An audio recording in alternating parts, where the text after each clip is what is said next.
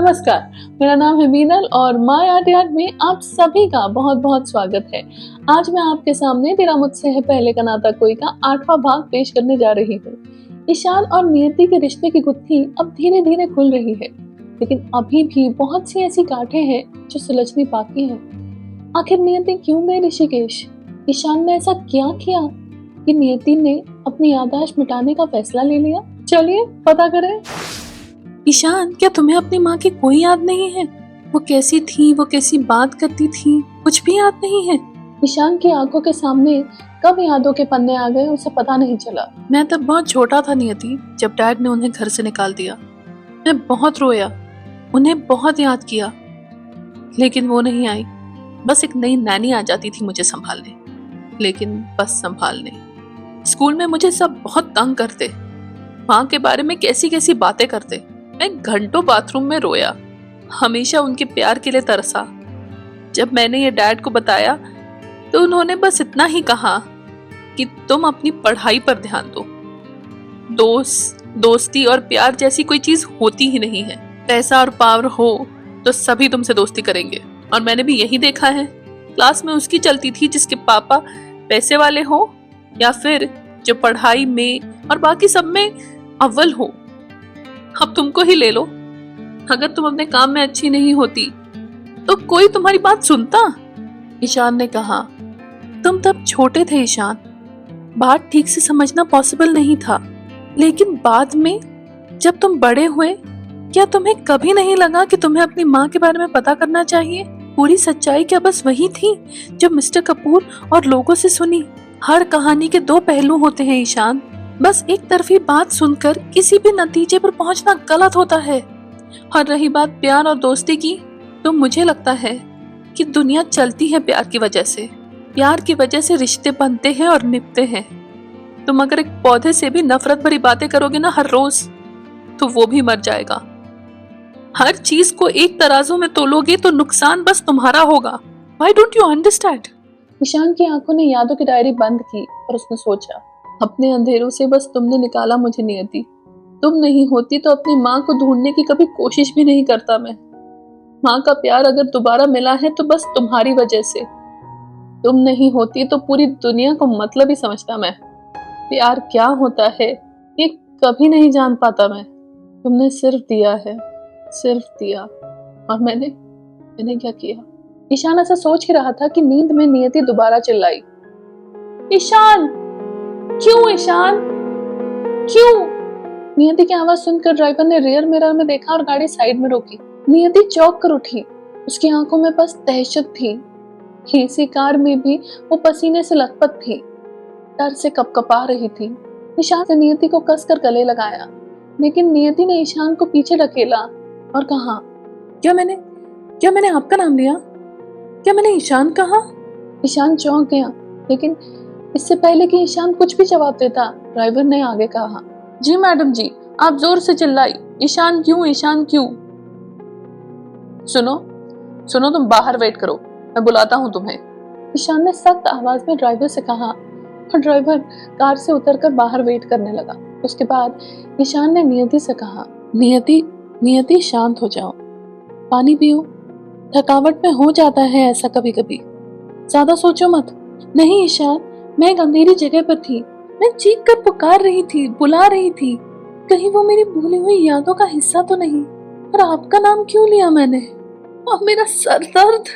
नियति मत सोचो प्लीज, अगर यादें आनी होगी तो आ जाएंगी। इस तरह से दिमाग पर जोर देना तुम्हारे लिए प्रॉब्लमैटिक हो सकता है। रुको, मेरे बैग में डिस्प्रिन है, तुम दवाई खाकर दोबारा सोने की कोशिश करो। ईशान ने नियति को दवाई और पानी दिया, उसके सर पर हाथ रखकर उसे सहलाने लगा, उसे समझाने लगा, उसे सुलाने की कोशिश करने लगा। तो नियति ने आगे कहा, ईशान मुझे नहीं पता ये क्या है, लेकिन आपके साथ बहुत सेफ महसूस करती हूँ मैं यही हूँ नियति, तुम्हारे पास, आराम करो। ईशान बड़े प्यार से नियति के माथे पर थपकियां दे रहा था और उसे आंखें बंद करने का इशारा किया। नियति को कुछ देर नींद लगी तो ईशान ने ड्राइवर को अंदर बुलाया और उन्होंने कुर्क का सफर दोबारा शुरू किया। ईशान ने सोचा, नियति तो खुद मुझे अपनी लाइफ से मिटाना चाहती थी, फिर उसके पास आकर कहीं मैं कोई भूल तो नहीं कर रहा। उसे इस तरह अकेला तड़पता हुआ नहीं देख सकता मैं। काश ये सजा मेरी होती। तुमने खुद को क्यों सजा दे दी नियति? और जल्द ही वो लोग कुर्ग में अपने रिसोर्ट के पास पहुंच रहे थे। नियति की आंखें खुली और उसने कहा, हम पहुंच गए ईशान? हाँ। तुम कैसा महसूस कर रही हो अब? पहले से बेहतर हूँ, नियति ने मुस्कुराकर कहा। कार एक बड़े से विला के सामने आकर रुकी और जैसे ही आर्यव्रता की ऑडी विला के सामने रुकी, वैसे ही 4 लोग छाते लेकर नियति और ईशान का स्वागत करने के लिए वहां पर पहुंच गए। ईशान और नियति जैसे ही कार से बाहर आए तो देखा कि बहुत सारी छोटी छोटी कॉटेजेस थी, जिनके आजू बाजू में बड़े बड़े पेड़ पौधे वृक्ष थे। ऐसा लग रहा था जैसे प्रकृति की गोद में आ गए हों। शाम के 5 बज रहे थे जब वो लोग वहां पर पहुंचे। काफी अंधेरा सा छा गया था क्योंकि बादल घिराए थे और बारिश हो रही थी। कॉटेज के लोगों ने बड़े आदर से ईशान और नियति का स्वागत किया और उन्हें अपने कॉटेज में ले गए। कॉटेज बहुत ही खूबसूरत था। एक बड़ा सा लिविंग एरिया था, 2-3 सीढ़ियां चढ़कर डाइनिंग एरिया था जिसकी तीनों साइड पर फ्रेंच विंडोज थी। कुछ कदम चलकर किचन था जहां पर जरूरत का हर सामान रखा था और लिविंग रूम में सीढ़ियां थी जो ऊपर कमरों की तरफ ले जाती थी। Hello mister Kapoor and miss Dikshit, welcome to Paradise Villa. We have exclusively assigned this villa for both of you. There are 4 rooms in this villa. Our staff will be here at your service via intercom whenever you need them. Manager ने villa में मिलने वाली सहूलियत के बारे में बताया और फिर दोनों से विदा लेकर वो गया। नियति ने ईशान से आगे कहा, आज तो बहुत बारिश हो रही है ना, आज कहीं भी जाना मुश्किल लग रहा है। कल ही प्लान करना पड़ेगा प्रॉपर्टी देखने के लिए। हाँ, यही सही रहेगा, तुम्हारा आराम भी हो जाएगा। एनीवेज, मैं फ्रेश होकर आता हूँ, तुम भी फ्रेश हो जाओ और फिर हम बारिश को देखते हुए गर्मा गर्म चाय पियेंगे और साथ में प्याज के पकोड़े खाएंगे। नियति ने बच्चों की तरह खुश होकर आगे का प्लान सजेस्ट किया। ठीक है, जैसा तुम कहो, ईशान मुस्कुराया और उसने जवाब दिया और फिर वो अपने रूम में चला गया फ्रेश होने के लिए। ईशान के जाने के बाद नियति विला देख रही थी और कुछ फोटोज निकाल रही थी। ईशान अपने कमरे में गया, उसने सूटकेस खोली और उसमें से कपड़े निकालने लगा। अचानक से ईशान के तेज चलते हुए हाथ रुक गए जब खिड़की से ईशान ने नियति को देखा। नियति बारिश के साथ खेल रही थी। 3 टप्पर पर गिरता पानी शोर मचा रहा था और नियति उस पानी को अपनी हथेली में जमा करके उछाल रही थी।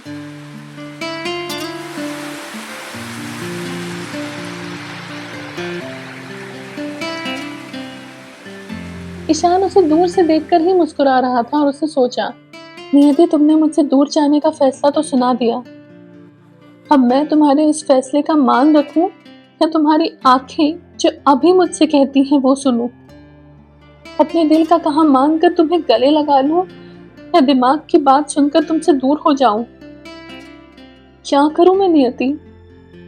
तभी वेटर चाय और पकौड़े लेकर आया। नियति ने उसे डाइनिंग एरिया में रखने की हिदायत दी। नियति को अंदर आता देख ईशान ने तुरंत अपना लैपटॉप खोला और अपने डेस्क पर बैठ गया। जल्द ही नियति ने ईशान के दरवाजे पर दस्तक दी। ईशान ने दस्तक सुनी तो दरवाजे के पास आया लेकिन खामोश रहा। कुछ देर के बाद नियति ने दोबारा दस्तक दी। अब की बार ईशान ने दरवाजा खोला तो नियति ने कहा, ईशान, चाय और पकोड़े आ गए हैं, चलिए चलते हैं। नियति, सफर की वजह से मुझे कुछ खाने का मन नहीं कर रहा, मुझे थोड़ा काम भी है, सुबह से मील्स भी नहीं चेक किए। लेकिन तुम जाओ, मैं बाद में आता हूँ।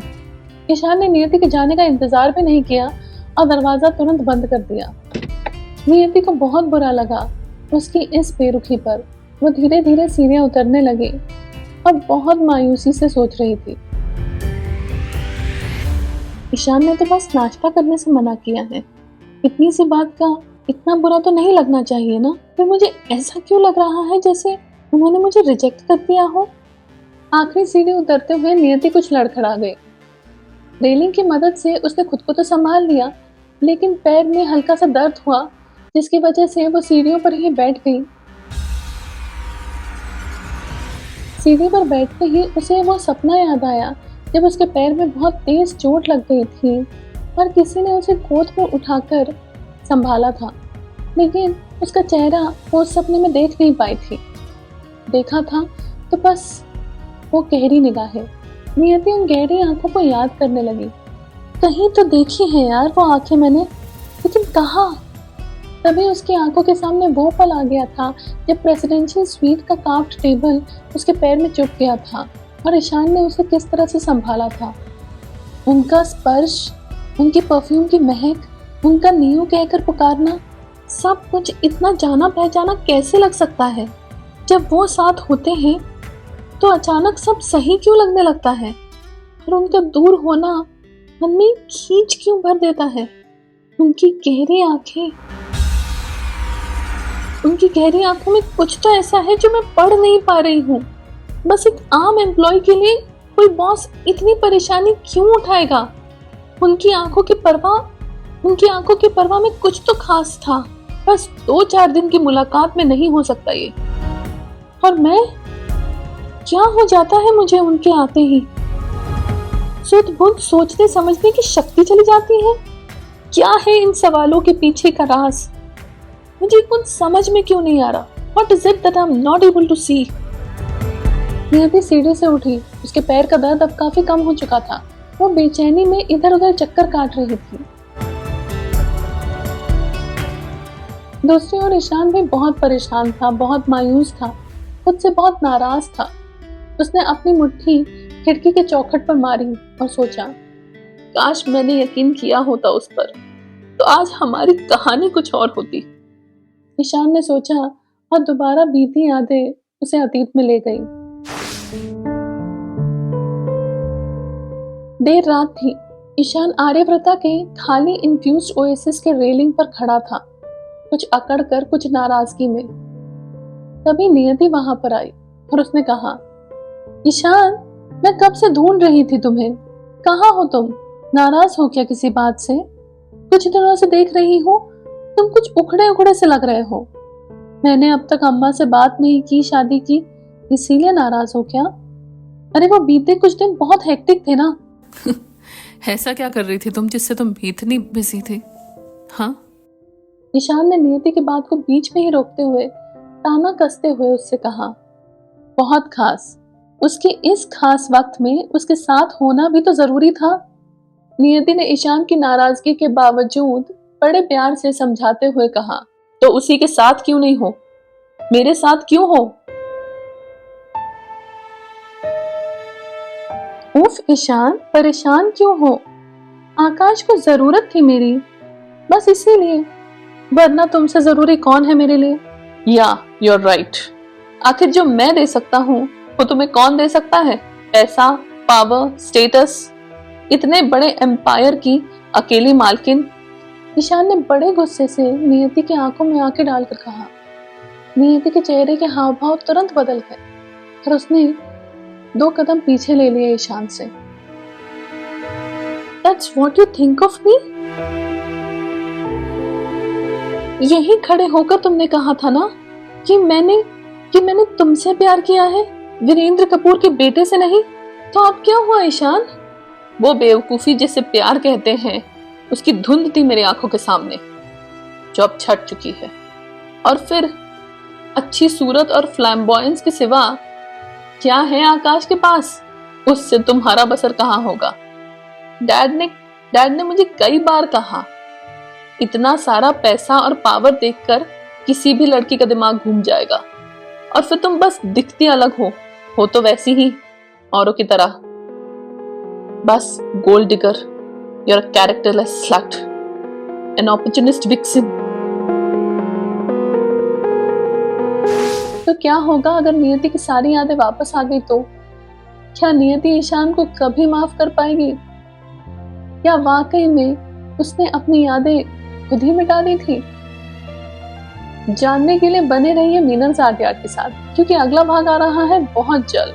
और अगर आपको ये भाग पसंद आया है और आने वाले भाग देखना चाहते हैं तो प्लीज मेरे चैनल को सब्सक्राइब करना मत भूलिएगा। इस वीडियो को लाइक और शेयर जरूर कीजिए और कमेंट्स में अपनी प्रतिक्रिया भी लिखिएगा, क्योंकि मुझे आपके कमेंट्स पढ़ने का हमेशा इंतजार रहता है। तो अगली बार फिर मिलूंगी मैं इस कहानी का अगला भाग लेकर। तब तक के लिए आपसे विदा लेना चाहती हूँ। धन्यवाद, फिर मिलेंगे।